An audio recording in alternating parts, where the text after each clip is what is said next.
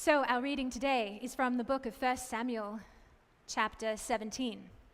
And it's a long one today, so just settle in. It's story time. Now, the Philistines gathered their forces for war and assembled at Succoth in Judah. Saul and the Israelites assembled and camped in the valley of Elah and drew up their battle line to meet the Philistines. A champion named Goliath, who was from Gath, came out of the Philistine camp. His height was 6 cubits and a span. He had a bronze helmet on his head and wore a coat of scale armor of bronze, weighing 5,000 shekels. And on his legs he wore bronze greaves, and a bronze javelin was slung on his back. His spear shaft was like a weaver's rod, and its iron point weighed 600 shekels. His shield bearer went ahead of him.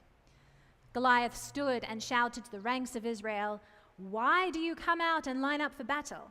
Am I not a Philistine, and are you not servants of Saul? Choose a man and have him come down to me. If he is able to fight and kill me, we will become your subjects. But if I overcome him and kill him, you will become our subjects and serve us." On hearing the Philistines' words, Saul and the Israelites were dismayed and terrified. Now, David was the son of an Ephrathite named Jesse, who was from Bethlehem in Judah. Jesse had 8 sons, and in Saul's time, he was very old. Jesse's 3 oldest sons had followed Saul to war, and David was the youngest. But David went back and forth from Saul to tend his father's sheep at Bethlehem. For 40 days, the Philistine came forward every morning and evening and took his stand. Now, Jesse said to his son David, "Take this ephah of roasted grain and these 10 loaves of bread for your brothers and hurry to their camp. Take along these 10 cheeses to the commander of their unit and see how your brothers are and bring back some assurance from them." Early in the morning, David left the flock in the care of a shepherd, loaded up and set out, as Jesse had directed. He reached the camp as the army was going out to its battle positions, shouting the war cry. David left his things with the keeper of supplies, ran to the battle lines, and asked his brothers how they were. As he was talking with them, Goliath, the Philistine champion from Gath, stepped out from his lines and shouted his usual defiance, and David heard it.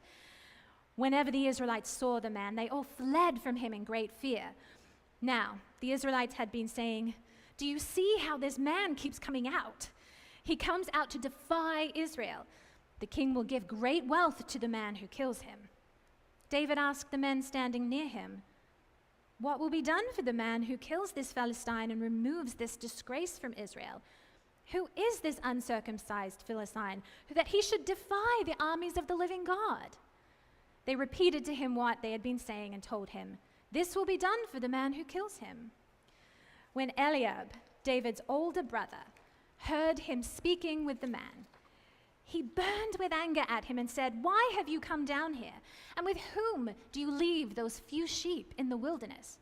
I know how conceited you are and how wicked your heart is. You have come down only to watch the battle." "Now what have I done?" said David. "Can't I even speak?" Then he turned away to someone else and brought up the same matter, and the men answered him as before. What David said was overheard and reported to Saul, and Saul sent for him. David said to Saul, "Let no one lose heart on account of this Philistine. Your servant will go and fight him."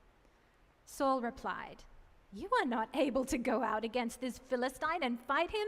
You are only a young man, and he has been a warrior from his youth." But David said to Saul, "Your servant has been keeping his father's sheep. When a lion or a bear came and carried off a sheep from the flock, I went after it, struck it, and